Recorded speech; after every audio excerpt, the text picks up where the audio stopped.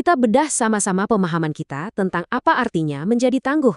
Dan siap-siap ya, karena apa yang akan kita bahas ini mungkin akan mengubah cara pandang Anda selamanya. Coba deh, kalau saya sebut kata tangguh, apa sih yang muncul di kepala Anda? Kemungkinan besar gambarannya ya seperti ini kan. Atlet yang nggak mau nyerah, pahlawan yang tabah, dan pokoknya pantang nunjukin kelemahan. Kita semua kenal lah stereotip ini. Nah, disinilah pertanyaan besarnya. Apakah definisi tradisional ini emang udah bener?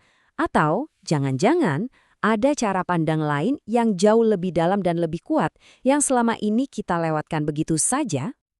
Oke, kita mulai dengan membongkar satu mitos besar. Model ketangguhan jadul. Model ini populer banget, tapi seperti yang akan kita lihat, model ini punya kelemahan yang fatal. Coba kita lihat Bobby Knight, seorang legenda bola basket. Di satu sisi, prestasinya luar biasa. Lebih dari 900 kemenangan, 3 gelar juara. Tapi di sisi lain metodenya mengerikan.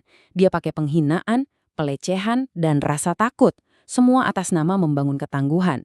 Ini contoh sempurna dari model tangguh dengan segala cara. Dan ya, inilah akibat tragis dari filosofi semacam itu.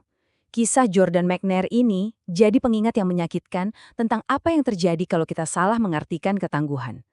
Ini bukan cuma teori loh, ini soal hidup dan mati. Coba bayangin deh, bukannya dapat pertolongan medis, Jordan malah diteriaki. Mereka pikir dia cuma lemah. Pandangan keliru inilah bahwa rasa sakit itu harus selalu dilawan gak peduli apapun yang secara langsung merenggut nyawanya. Ini adalah kegagalan total dari sistem tersebut. Jadi, poin krusialnya adalah ini. Model lama yang kita lihat ini bukanlah ketangguhan yang asli. Kita sebut aja ini ketangguhan palsu. Kelihatannya aja kuat dari luar, tapi di dalamnya rapuh, karena fondasinya adalah rasa takut, bukan kekuatan batin yang sesungguhnya. Anda mungkin mikir, loh bukannya pendekatan keras kayak gini datangnya dari militer? Nah, itu kesalahpahaman yang umum banget. Ternyata kita cuma meniru ujian brutal mereka, tapi melewatkan pelajaran yang paling penting. Kisah Junction Boys ini contoh klasiknya. Pelatih Bear Bryant membawa timnya ke sebuah camp yang super brutal buat menguatkan mereka. Cerita ini jadi semacam cetak biru bagi banyak pelatih, dengan ide bahwa penderitaan ekstrim bakal menciptakan juara. Nah, disinilah mitosnya mulai rontok kalau kita lihat faktanya. Camp brutal itu nggak menciptakan tim juara. Mereka justru kalah 9 kali musim itu.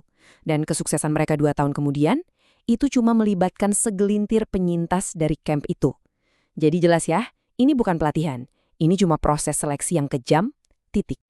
Dan inilah inti dari salah kaprah kita.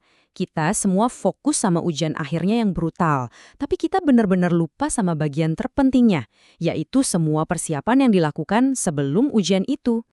Coba kita lihat bagaimana militer sebenarnya melakukannya. Dalam pelatihan SRAI, ini pelatihan bertahan hidup, fase pertama dan yang paling penting adalah di kelas.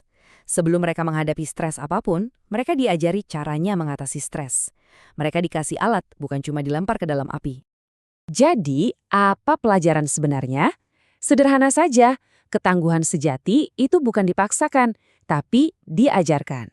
Seperti yang ditekankan di sini, kuncinya adalah mengajarkan keterampilan yang diperlukan untuk mengatasi situasi. Itulah bagian yang sering banget kita lupakan. Oke, setelah kita bongkar model yang lama, sekarang waktunya kita bangun yang baru. Bagian ini akan memperkenalkan sebuah kerangka kerja yang didukung oleh sains untuk ketangguhan yang otentik.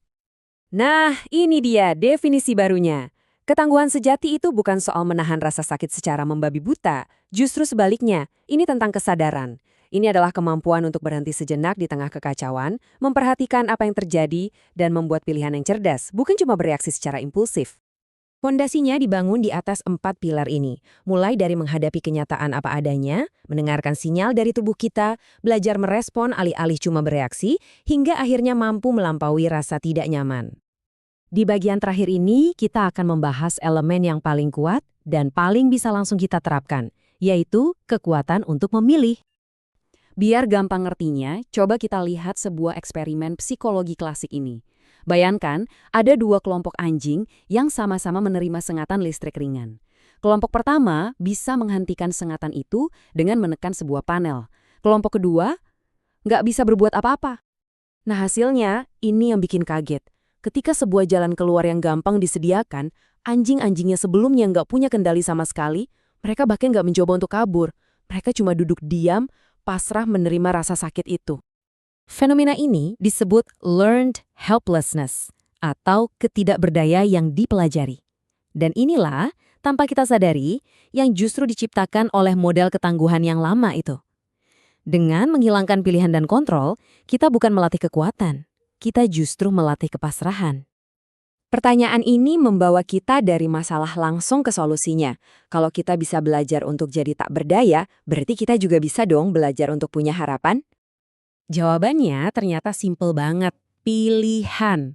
Memberikan seseorang rasa otonomi atau kendali atas situasi mereka adalah kunci untuk membangun ketahanan. Otak kita itu secara biologis merespon beda banget kalau kita merasa punya pilihan. Alarm stresnya mereda, dan bagian otak yang buat memecahkan masalah jadi aktif.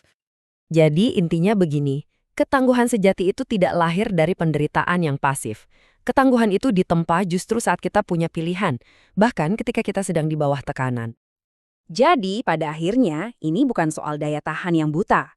Ketangguhan sejati itu adalah tentang kesadaran, tentang menciptakan jeda antara stimulus dan respons untuk membuat pilihan yang lebih baik.